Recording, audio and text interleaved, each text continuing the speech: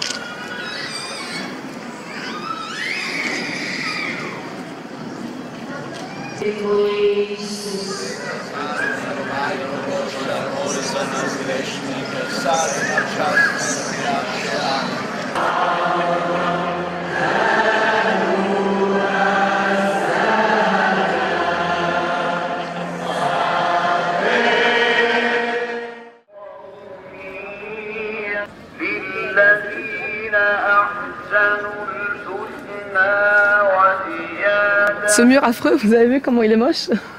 C'est un mur vraiment, vraiment très, très laid. Une espèce de gros mur. Dans un monde où nous essayons tous de briser les murs, il y a des gens qui sont suffisamment inconscients pour penser que des murs vont pouvoir les protéger de d'autres gens. Et au lieu de construire des ponts, ils construisent des murs. Au lieu de construire des ponts qui vont créer des liens où les gens vont pouvoir se parler et fonctionner, eux, ils créent des murs parce qu'ils ont peur. Et la peur n'amène que la peur. L'amour amène l'amour. Donc je suis sûre qu'à partir du moment où un nombre suffisant de gens vont commencer à entendre que l'amour amène l'amour et que les murs n'amènent pas la sécurité. Il n'y a aucune sécurité avec un mur, il y a juste plus de peur. Est-ce qu'il va se passer des choses épouvantables? Eh bien, il se passe tous les jours des choses épouvantables. Là, il y a quelques jours, pendant que des gens priaient dans une mosquée, des gens ont fait éclater une bombe, 45 ou 50 morts, 500 blessés. Pendant que certains étaient en train de prier dans cette mosquée, d'autres musulmans ont mis une bombe dans cette mosquée. C'est épouvantable. Et nous étions ici dans une démarche de prière et à quelques centaines de kilomètres, des gens étaient en train d'agoniser, de mourir parce que la haine d'autres avait mis une bombe. Mais nous ne pouvons pas faire ça. Nous devons faire le contraire. Nous devons mettre des bombes d'amour.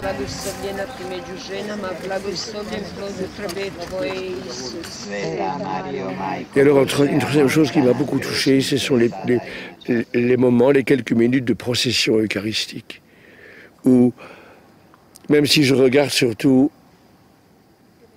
l'hostie, la pêche, je dois quand même regarder où je mets les pieds, surtout quand je marche à reculons, je regarde un petit peu et je vois dans les yeux, dans les visages, la foi que les gens mettent dans le Seigneur.